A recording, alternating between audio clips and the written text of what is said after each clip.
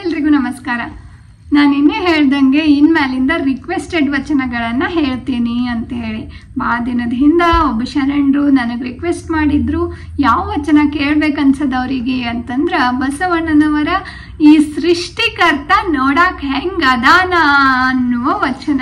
ಯಾವುದದು ಅಂತ ಅನ್ಕೊಂಡ್ರೇನು ಆಲ್ರೆಡಿ ನಿಮಗೆ ಗೊತ್ತಾಗಿರ್ತದ. ಶ್ರಾವಣ ವಚನ ವಾಚನ ದಿನ 23.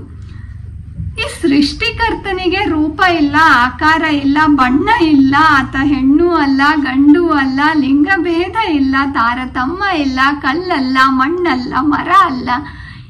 ಏನು ಸೃಷ್ಟಿಕರ್ತನ ಲೀಲೆ ಏನು, ಆತ ಹೆಂಗಿದ್ದಾನ ಅನ್ನೋದನ್ನ, ಸೃಷ್ಟಿಕರ್ತ ಹೆಂಗ, ಆತನ ರೂಪ ಏನು ಅನ್ನೋದನ್ನ ಬಸವಣ್ಣನವರ ಒಂದು ವಚನ ಬಹಳ ಚಂದ ನಮಗ ಅರ್ಥ ಮಾಡಿಸ್ತದ.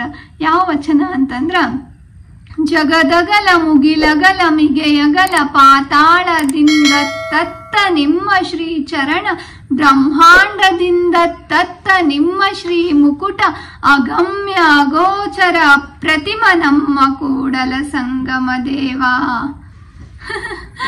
ಹೆಂಗದನ ದೇವರು ಅಂತಂದ್ರ ಇಡೀ ಇಷ್ಟು ಜಗತ್ತಿನ ವ್ಯಾಪ್ತಿ ಎಷ್ಟದ ಅಷ್ಟು ದೊಡ್ಡದು, ಮುಗಿಲಿನಷ್ಟು ಮುಗಿಲಗಲ ಮಿಗೆಯಗಲ, ಈ ಪಾತಾಳದಿಂದ ಕೆಳಗ ಬ್ರಹ್ಮಾಂಡದಿಂದ ಮ್ಯಾಲ ಅಷ್ಟು.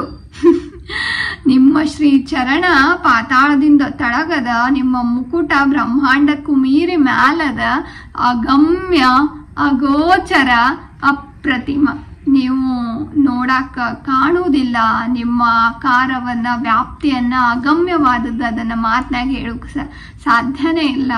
ಅಪ್ರತಿಮ, ಅದಕ್ಕೊಂದು ರೂಪವಾಗ್ಲಿ, ಒಂದು ಪ್ರತಿಮೆ ಆಗ್ಲಿ, ಒಂದು ಕಲ್ಪನೆ ಆಗ್ಲಿ ಕೊಡಕ್ ಸಾಧ್ಯನೇ ಇಲ್ಲ. ಇಡೀ ಸೃಷ್ಟಿನೇ ನಿಮ್ಮದು. ಈ ಸೃಷ್ಟಿಕರ್ತನ ಮಹಿಮೆ ಅಂತದ್ದು ಸೃಷ್ಟಿಕರ್ತ ನೋಡಕ್ ಸಿಗುವುದಿಲ್ಲ. ಸೃಷ್ಟಿಕರ್ತನ ವ್ಯಾಪ್ತಿ ಅದೆಷ್ಟು ವಿಶಾಲವಾದದ್ದು, ಮಾತಿಗೆ ನಿಲುಕದ್ದು, ಪದಗಳಿಗೆ ಸಾಲದ್ದು ಅನ್ನೋದನ್ನ ಬಸವಣ್ಣನವರು ಹೇಳ್ತಾರೆ. ಅದನ್ನೇ ನಮ್ಮ ಪುರಾಣಗಳು ಹೇಳುವುದು ಅದನ್ನೇ. ನಾವು ಆಲ್ಮೋಸ್ಟ್ ಎಲ್ಲರೂ ನೋಡಿರ್ತೀವಿ, ಮಹಾಭಾರತದೊಳಗ ಅರ್ಜುನ ಒಂದ್ಸಲ ಕೃಷ್ಣನಿಗೆ ನಾನು ನಿನ್ನ ನಿಜವಾದ ರೂಪ ನೋಡ್ಬೇಕಲ್ಲ ಅಂತ ಹೇಳ್ತಾನ. ಆತನಿಗೆ ನೋಡಕ್ ಸಾಧ್ಯನೇ ಆಗುವುದಿಲ್ಲ. ಕೃಷ್ಣ ಅಷ್ಟು ವಿಶ್ವವ್ಯಾಪಿ, ಜಗದಗಲ ಮುಗಿಲಗಲ ಮಿಗೆಯಗಲ, ಆ ಮಟ್ಟದಲ್ಲಿ ಕೃಷ್ಣನನ್ನ ನಾವು AI ಮುಖಾಂತರ ನೋಡ್ತೀವಿ ಮಹಾಭಾರತದೊಳಗ ಆ ಪಾತ್ರವನ್ನ. ದೇವರಿಗೆ ಒಂದು ರೂಪ ಅನ್ನೋದಿಲ್ಲ, ಆಕಾರ ಅನ್ನೋದಿಲ್ಲ, ಕಲ್ಲಲ್ಲ, ಮುಳ್ಳಲ್ಲ, ಮಣ್ಣಲ್ಲ. ಈ ಪಂಚಭೂತಗಳೇನದಾವಲ್ಲ ಅವು ದೇವರು, ಈ ಬಯಲು ದೇವರು. ದೇವರನ್ನ ನಾವು ನೋಡ್ಲಿಕ್ಕೆ ಸಾಧ್ಯ ಇಲ್ಲ, ಆದ್ರೆ ಆತನ ಅಸ್ತಿತ್ವವನ್ನ ನಾವು ಅರ್ಥಕೋಬಹುದು. ಗಾಳಿಯನ್ನ ನೋಡಕ್ ಸಾಧ್ಯ ಇಲ್ಲ, ಆದ್ರೆ ಗಾಳಿ ಇಲ್ಲದೆ ನಾವು ಬದುಕುವುದಿಲ್ಲ. ಹಂಗ ದೇವರ ಅಸ್ತಿತ್ವ. ಆಕಾಶ ನಾವು ನೋಡು ಹಂಗಿಲ್ಲ, ಆಕಾಶ ಇಲ್ಲ ಅಂದ್ರೆ ಈ ಭೂಮಿನೂ ಇಲ್ಲ. ಆಕಾಶ, ಭೂಮಿ, ಗಾಳಿ, ಅಗ್ನಿ, ಈ ನೀರು, ಈ ತತ್ವಗಳಲ್ಲಿ ದೇವರಿದ್ದಾನ, ಬಯಲಲ್ಲಿ ದೇವರಿದ್ದಾನ. ದೇವರಿಗೆ ಒಂದು ರೂಪ ಅನ್ನೋದಿಲ್ಲ, ಒಂದು ಆಕಾರ ಅನ್ನೋದಿಲ್ಲ ಅನ್ನೋದನ್ನ ಹೇಳ್ತಾರ ಬಸವಣ್ಣನವರು ಈ ವಚನದ ಮುಖಾಂತರ. ಅದೇ ಚಂದದಲ್ರಿ, ಜಗದಗಲ ಮುಗಿಲಗಲ ಮಿಗೆಯಗಲ ಪಾತಾಳದಿಂದ ತತ್ತ ನಿಮ್ಮ ಶ್ರೀ ಚರಣ, ಬ್ರಹ್ಮಾಂಡದಿಂದ ತತ್ತ ನಿಮ್ಮ ಶ್ರೀ ಮುಕುಟ, ಅಗಮ್ಯ ಅಗೋಚರ ಪ್ರತಿಮ ನಮ್ಮ ಕೂಡಲ ಸಂಗಮ ದೇವ.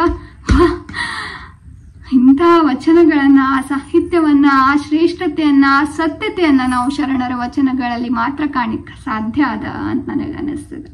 ನಿಮಗ್ ಮತ್ತೆ ಯಾವ ವಚನ ಕೇಳಬೇಕು ಅನ್ಸದ, ಯಾವ ಶರಣರ ವಚನ ಕೇಳಬೇಕು ಅನ್ಸದ ಅನ್ನೋದನ್ನ ಕಮೆಂಟ್ ಮಾಡ್ರಿ. ಇನ್ನು ಮುಂದಿನ 7 ದಿನಗಳಲ್ಲಿ ನಿಮ್ಮ ಇಷ್ಟದ ವಚನವನ್ನ ನಾನು ವಾಚಿಸಿ ನನ್ನ ತಿಳುವಳಿಕೆಯ ಮಟ್ಟಕ್ಕೆ ತಿಳಿದಷ್ಟು ಅರ್ಥೈಸುವ ಪ್ರಯತ್ನ ಮಾಡ್ತೀನಿ. ಶರಣಾರ್ಥಿ.